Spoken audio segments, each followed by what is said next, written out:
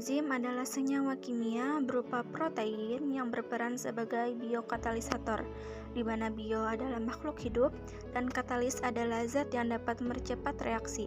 Sederhananya, enzim adalah katalis yang membantu mempercepat reaksi biologis. Enzim adalah katalis yang sangat selektif. Artinya, setiap enzim hanya mempercepat reaksi tertentu. Beberapa enzim membantu memecah molekul besar menjadi potongan-potongan kecil yang lebih mudah diserap tubuh. Namun, ada juga enzim yang membantu mengikat dua molekul menjadi satu untuk menghasilkan molekul baru.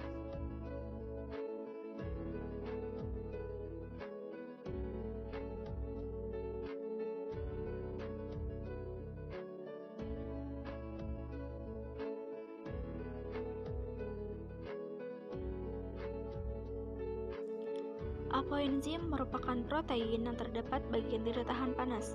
Pada bagian ini terdapat sisi aktif yang merupakan tempat melekatnya substrat. Setiap enzim mempunyai struktur molekul yang berbeda, sehingga apoenzim bersifat spesifik terhadap substrat. Sedangkan kofaktor adalah bagian enzim yang bukan golongan protein, terikat kuat pada protein yang disebut gugus prostetik, dan juga terdapat yang tidak terikat kuat disebut koenzim. Kofaktor dapat diperlukan untuk berikatan dengan enzim sehingga dapat menjadi aktif, sedangkan gugus prostetik merupakan bagian aktif. Fungsi utama dari apoenzim adalah untuk menimbulkan holoenzim. Apoenzim disatukan dengan kofaktor dan dari hubungan ini holoenzim dihasilkan.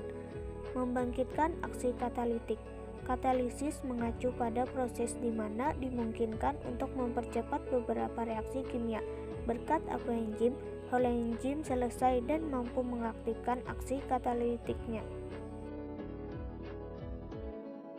Fungsi kofaktor.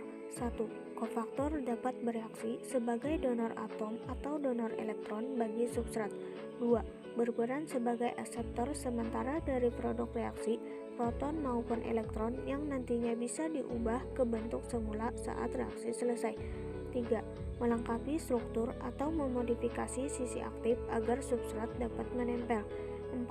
Kofaktor berkoordinasi dengan residu tertentu untuk melakukan polarisasi molekul substrat guna memudahkan perubahan saat proses katalitik.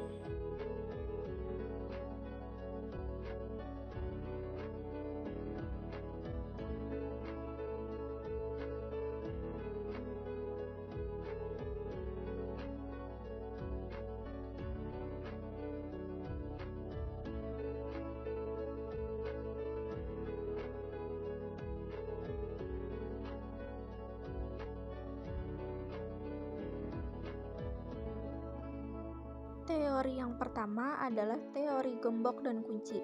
Di dalam teori penelitian ini, enzim akan berhubungan pada substrat dengan bentuk yang serupa atau spesifik pada sisi aktif enzim. Teori yang satu ini disebut dengan teori gembok dan kunci, di mana enzim digambarkan sebagai sebuah kunci yang bisa membuka sebuah substrat yang digambarkan sebagai gembok. Karena antara kunci dan gembok ini ada sisi yang serupa, maka keduanya bisa terbuka dan tertutup. Teori yang kedua adalah teori ketepatan induksi. Menurut teori ini, kofaktor atau aktivator enzim akan berikatan dengan sisi allosterik dengan cara mengubah bentuk sisi aktif enzim agar dapat mengikat substrat tertentu.